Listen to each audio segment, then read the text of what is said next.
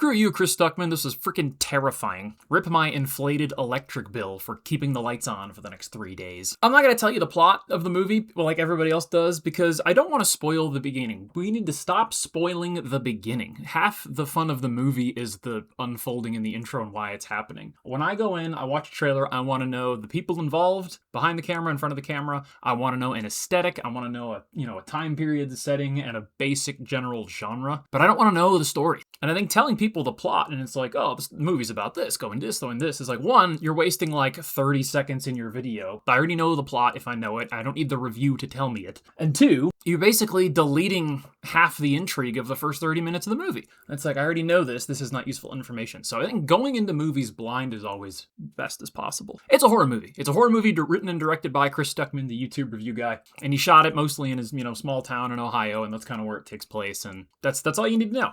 The consensus on YouTube seems to be that Chris should continue to direct, but that he shouldn't write. I think I generally agree with that. But it's getting, I think, way worse reviews than it deserves. It seems like everybody on YouTube was really, really scared to be accused of bias because everybody knows they're friends. So they went out of their way to be too mean to avoid that. Because the movie's actually pretty good. Early on, there's a lot of found footage on old recordings, and he uses a lot of screen capture from early 2000s YouTube. Old love letter stuff to that, obviously. But that was also a smart move, because when you cut that in 4:3 to full screen modern 4K tracking shots, they look really, really sharp by contrast. The movie's budget was about $2 million, so there's some of the shots of abandoned stuff in Ohio got me wondering, I was like, if this is actually a set or if there's just giant parts of Ohio that look like this. So that all looked great. Good job on that. He does a lot of the same stuff that Oz Perkins does in Long Legs, where you're suspicious of the edges of the frame, like is there something hiding in there? So your eyes are constantly darting around trying to catch everything. And the main actress girl was great. She looked really, really scared, and she's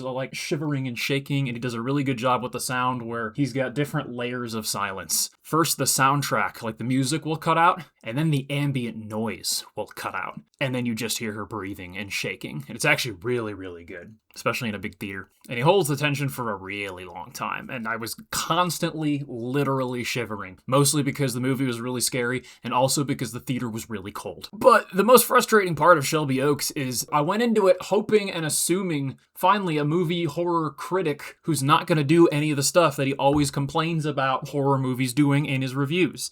And he does. Dude, friggin' jump scares? Are you kidding me? He had a lengthy segment in a video at once talking about how terrible jump scares were. It was like, everything wrong with modern horror movies. And then he literally does exactly what they do. It's not as bad or as frequent. There's only 2 or 3, but you, are you high? And the stupid idiot woman is a stupid idiot. Why are you going to the prison alone at night when you have a husband? Why aren't you cleaning the blood off of your face? Why are you dropping your weapon all over? Why are you deliberately withholding evidence from the police? This doesn't make any sense. The beginning's really good. There's this kind of mystery that unravels, and that was actually very interesting, and there's a tension of revealing what happened, and that's all really good. And then the slow reveals in the edges of the frame are great. They're horrific. The ending is a little derivative, and it's not the most original horror movie ever, but there's enough unique stuff and little ideas and shots in here, and it's well done enough. I think that justifies a seeing. Also, open letter to Chris, because I know you're watching this. Yes, the Jehovah's Witnesses are a cult, and you're right to get out of that, but don't throw out God and genuine biblical Christianity with them. Don't leave for the wrong reasons. Leave the cult, come to the true faith. Repent and believe. And I'm still really mad at you, because after I saw the movie, I had to drive home in the dark. Thank God I keep a gun in my car.